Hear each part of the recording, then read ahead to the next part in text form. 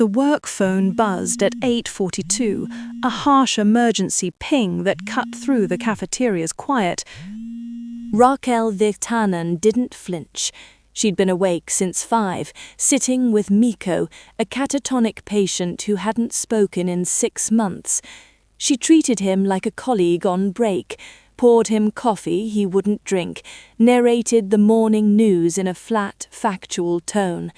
When the phone buzzed in her pocket, she finished her sentence about the municipal budget before checking the screen.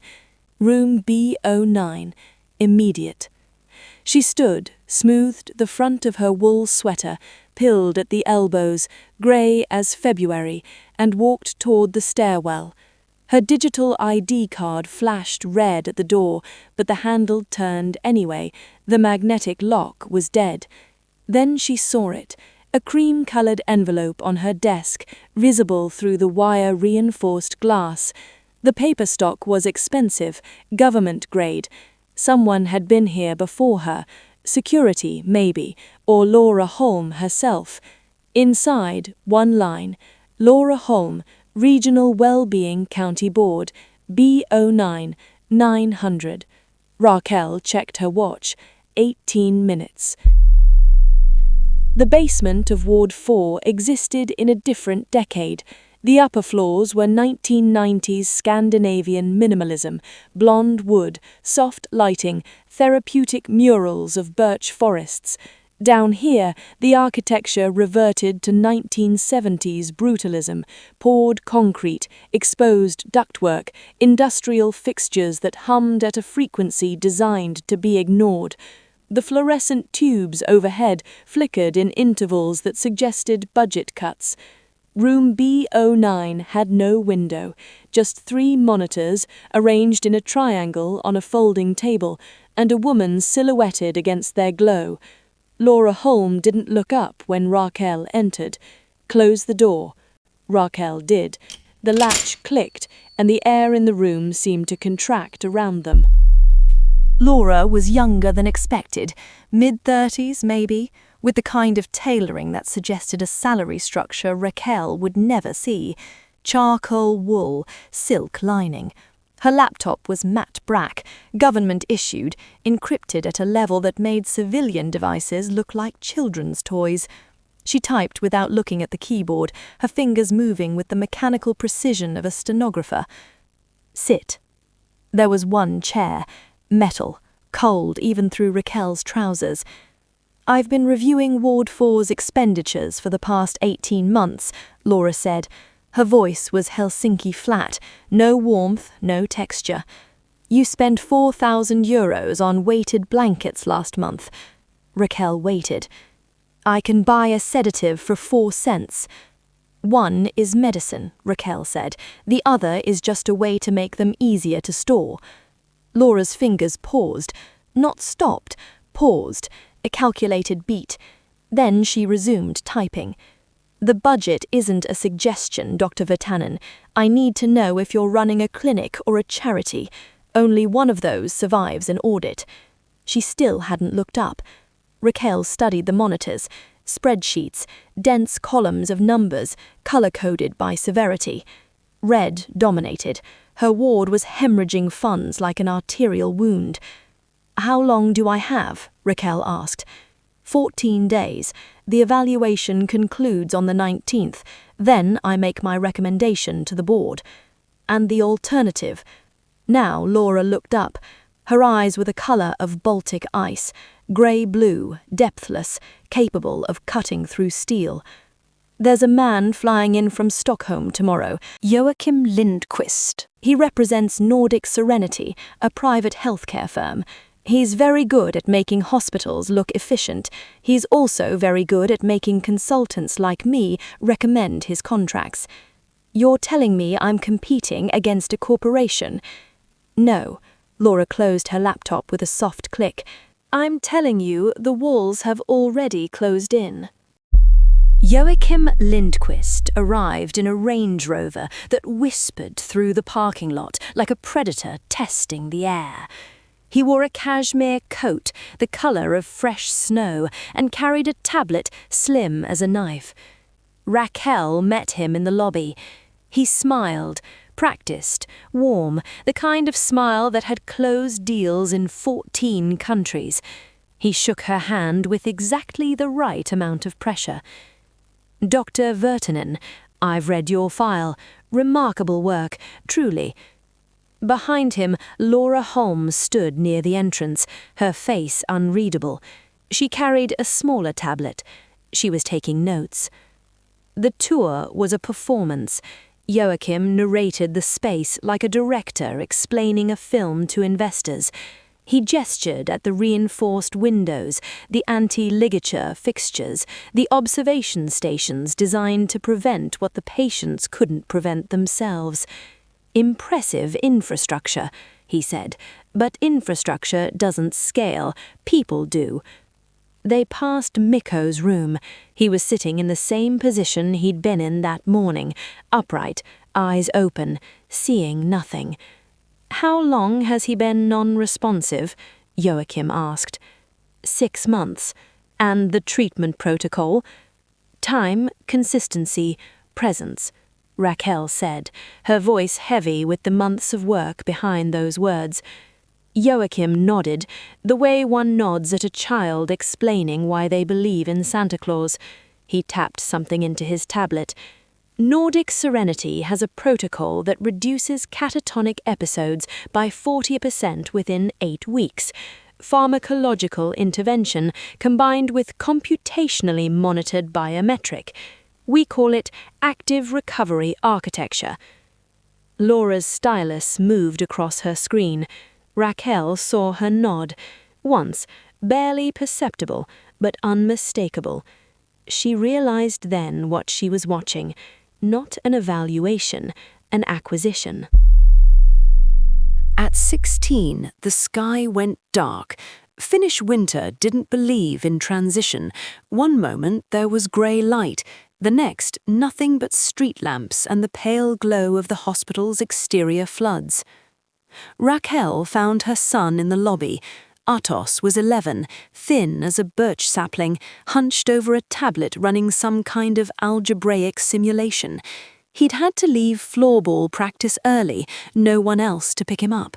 He had her eyes, sharp, difficult to lie to. "Waiting long?" she asked. 20 minutes, it's fine." It wasn't fine. She was late again. She'd been late every day this week. "Dr. Virtanen." Joachim appeared from the administrative wing, still carrying that predatory warmth. He crouched to Artos's eye level, smooth, practiced, the movement of someone who'd taken a seminar on engaging with stakeholder families. "What are you working on?" "Fibonacci sequences," Artos said, not looking up. "Smart kid." Joachim tapped his tablet. "Want to see something cool?" He turned the screen towards Artos, a VR render bloomed to life, a facility that looked nothing like Ward 4, glass atriums, open-plan therapeutic spaces, a rooftop garden with a telescope. "This is the future of care," Joachim said, "a place where doctors don't burn out, where kids can visit their parents without sitting in grey hallways." Artos's eyes widened. He looked at Raakel. "Your mother's work belongs in a facility that actually values it," Joachim said softly. Raakel watched from the edge of the lobby, half hidden behind a support column. She looked down at her sweater, wool, grey, bought 6 years ago from a discount chain, then at Joachim's cashmere coat, then at her son's face, lit by the promise of something better. She felt hollow, not sad, hollow, like a building after the tenants have moved out. The 14 days passed like a slow hemorrhage. Laura Holm appeared 3 more times, once to observe morning rounds, once to interview night staff, once to sit in Raakel's office reviewing incident reports without speaking. Each time her expression gave nothing away. Each time Raakel felt the ground shift beneath her feet. On day 12, Mikko spoke. Just one word, coffee, but it was enough. Raakel documented it carefully, knowing it changed nothing, knowing Laura would see it as statistical noise. The board met in a room on the hospital's 4th floor.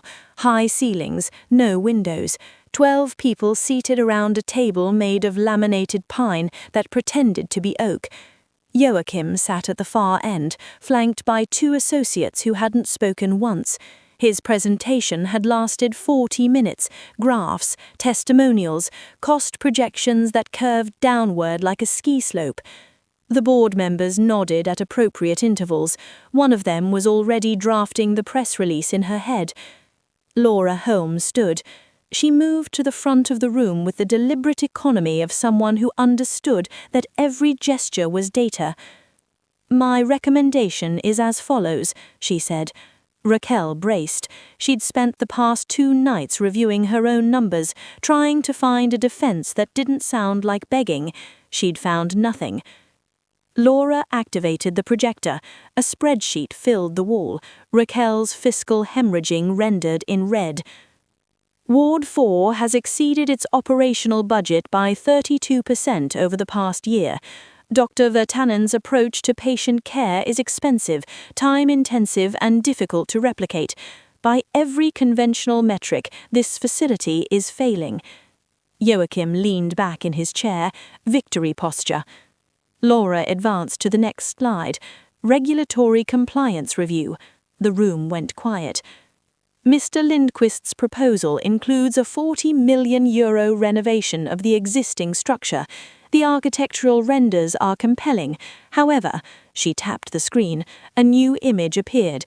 Blueprints, red circles highlighting structural deficiencies. The Mental Health Act mandates specific safety standards for forensic psychiatric facilities. Your atrium, Mr. Lindquist, features exposed beams, decorative cables, and a glass ceiling suspended by tension wires, all potential ligature points. Joachim's smile thinned. Unless you're planning to net the entire structure like a tuna boat, you're looking at a €4 million retrofit. That's before we address the operational model. Another slide. Patient monitoring protocols, Estonian call center documentation. Your active recovery architecture relies on automated sedation protocols and outsourced night shifts to a call center in Tallinn. This violates the Act on the Status and Rights of Patients, specifically the provisions on patient autonomy and informed consent. She paused. You're not selling us efficiency, Mr. Lindquist. You're selling us a regulatory lawsuit. And your parent company's Cyprus registration doesn't help the optics. Silence. The board members looked at each other. One of them closed her laptop. Laura advanced to the final slide. Ward 4, National Research Excellence Designation. Dr. Virtanen's protocols are expensive because they work. Her recidivism rate is 14% below the national average. Her patient litigation rate is 0, not low, 0. Laura looked at the board, not at Raakel. I'm recommending we reclassify Ward 4 as a federally funded research facility. The grant structure absorbs the operational overspend and positions Finland as a leader in humane psychiatric intervention. She closed her laptop. That's my recommendation. Joachim stood. He said nothing. He simply gathered his materials, nodded once to the board, and left. His associates followed. Raakel sat frozen. She'd been prepared to lose. She'd written her resignation letter that morning. Laura was already walking toward the exit. Raakel didn't stay to hear the chairman's stammered thanks. She ignored the confused look Joachim Lindquist shot her as he packed his tablet. She pushed past the congratulatory handshakes, her eyes fixed on the heavy double doors where Laura had vanished. She expected to find Laura at the elevator bank, pressing the button with that sharp, impatient rhythm. But the elevators were empty. Raakel scanned the hallway. It was silent, a jarring contrast to the noise of the boardroom. Then she saw the silhouette at the far end of the corridor, tucked into the storage alcove. Laura was standing in a dim alcove, her forehead pressed against the cool glass of the window, eyes closed. She wasn't shaking. She was statue still. Raakel approached, her heart quickening at the rare sight of Laura unguarded. "The headache started on slide 3, Raakel said quietly. Laura didn't move. "Slide 4. You stopped blinking. Ocular migraine?" "The projector frequency. 50 Hertz. It's sharp." Raakel didn't touch her. Laura was in pain. Instead, Raakel reached past her and snapped off the hallway lights, their arms brushing in the close space. Darkness flooded the alcove. Laura let out a long, shuddering breath. Her shoulders dropped 2 inches. "Better?" Raakel asked in the dark, her voice softer than intended. "Yes. You didn't have to stay for the Q&A. I finished the job, Doctor." They stood in the soothing dark together. It was intimate, because Raakel knew exactly what Laura needed without asking, and because, in that moment, Raakel felt a pull she couldn't name, a warmth cutting through the cold efficiency. "Come," Raakel said finally. "I have ibuprofen in the nurse's station." Raakel led her down the hall, dispensed the water and the pills. Laura swallowed them dry. For a moment the mask slipped, and she looked simply exhausted, her eyes meeting Raakel's with a vulnerability that lingered too long. But as soon as the pain began to recede, the wall went back up. Laura straightened her spine. She checked her watch. "I have files to encrypt before I leave," she said, her voice regaining its metallic edge. "Do not disturb me." She turned and walked toward the stairwell without looking back. Raakel watched her go.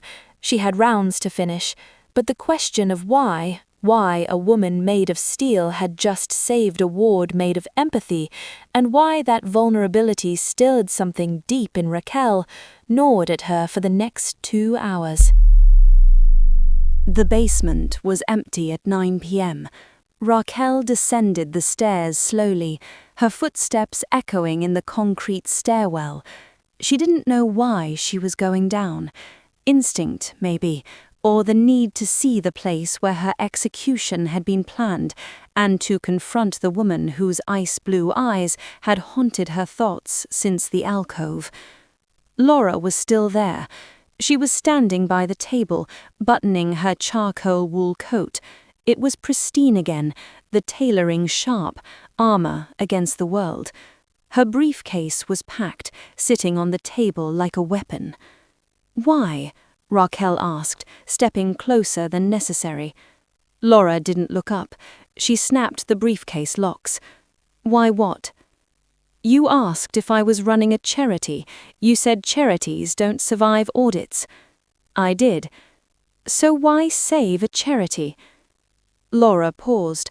She picked up a folder from the table. It wasn't a thick stack of documents this time, just a single manila envelope. She slid it across the metal surface, her fingers brushing Raakel's in the exchange. "I don't care about your weighted blankets, Dr. Virtanen. I care about the fact that your patients don't relitigate. In every other facility in this country, we spend more on legal defense than on medication. You're the only variable in this building that isn't lying to me about the data." Raakel looked at the envelope. "What is this?" "Administrative correction." Raakel opened it. One sheet of paper. "Professional Family Program. Housing Allocation Request. Approved." Raakel looked up, confused, her gaze locking with Laura's for a beat too long. "My housing application. It was denied last year." "The previous denial was based on a calculation error regarding square footage," Laura said. Her voice was flat, bored. "I corrected the formula." "You intervened." "I optimized. Your current commute is 40 minutes. Fatigue leads to clinical errors. Moving you to Building A reduces your transit time to 4 minutes. Laura adjusted her scarf, checking her watch. It's a risk management decision, nothing more. Raakel stared at the paper, not a gift, but merely a logistics adjustment, and yet it changed her entire life and exposed a hidden vulnerability in Laura, a personal investment disguised by numbers. Building A is expensive. It's within the grant structure. Laura picked up her briefcase. You have 6 weeks to move. Don't let it impact your shift rotation. She walked to the door. She didn't even say goodbye. She just opened the heavy steel door, eager to leave the basement behind. She didn't check the lights. She just swung the bag over her shoulder. She moved with a sharp, breathless urgency, bursting out of the side exit into the biting wind of the parking lot. The parking lot was empty except for one car, a black Audi, exhaust billowing white in the sub-zero air. Laura sat in the driver's seat, engine running, staring at the dashboard. Raakel didn't rehearse. She didn't plan. She followed her out and walked straight to the driver's side window. Laura rolled it down. Cold air poured into the car. Raakel could see her breath. You reopened my housing application. I reassigned priority status. You're manipulating my life. Laura looked at her.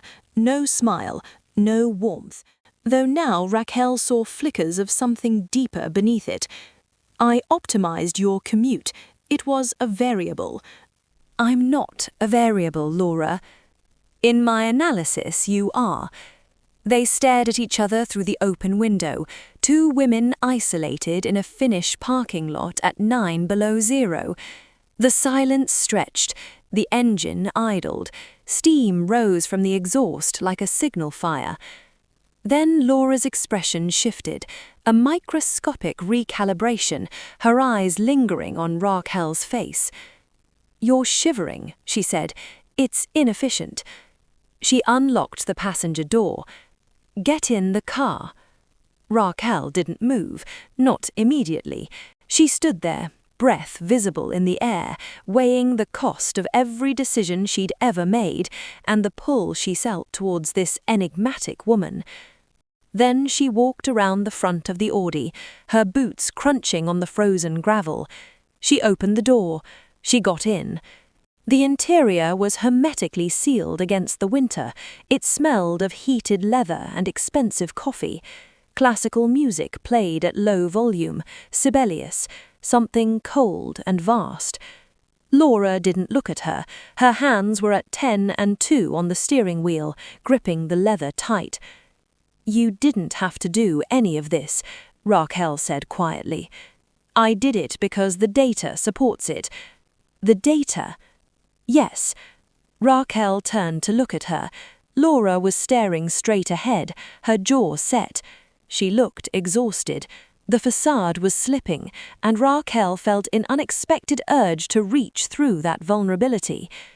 You're lying, Raakel said. Laura's head snapped toward her. Excuse me? Your heart rate is visible in your neck. You're still in the crash. Raakel reached out. She didn't think about it. It was instinct, the same instinct that made her step between a patient and a wall. She placed her fingers on Laura's wrist, just above the watch, feeling the warmth of her skin. Laura flinched, but she didn't pull away. Her pulse raced under Raakel's touch, and their eyes met, the air thickening with unspoken tension. Tachycardia, Raakel murmured, feeling the pulse hammering under the thin skin. You're terrified. I am full of adrenaline, Laura corrected sharply. It is a physiological reaction to... Laura. Raakel said her name like a weight, her thumb gently stroking the wrist without thinking. Laura's gaze dropped to Raakel's mouth, then snapped back up. Laura stopped talking. She looked at Raakel's hand on her wrist, then she looked up, her gaze softening just enough to reveal the loneliness beneath. The air in the car changed. It stopped being warm. It became heavy. The distance between the driver's seat and the passenger seat seemed to vanish. Raakel saw the fracture. She saw the lonely, terrifying intelligence behind the eyes and the quiet desire mirroring her own. She didn't plan it. Raakel leaned across the console. Laura didn't retreat. She leaned in slightly, meeting her halfway. The kiss was clumsy and desperate. It lasted longer than 3 seconds, deepening with mutual surprise. A mistake, a glorious, terrible error in judgment. Raakel pulled back. The silence that followed was deafening. Raakel stared at Laura. Laura stared at the steering wheel, her chest heaving, her fingers touching her own mouth as if checking for an injury. "That," Laura whispered, her voice shaking, "was not in the metrics." "No." The silence stretched between them. Laura gripped the wheel. She closed her eyes for a second, reassembling her world, brick by brick. She didn't tell Raakel to get out. "Where do you live now?" Laura asked, her voice steady but her hands were not. "Building C, 3rd floor. You have 6 weeks. I'll be ready." Laura's foot moved to the accelerator. "Then I'll take you home," she said.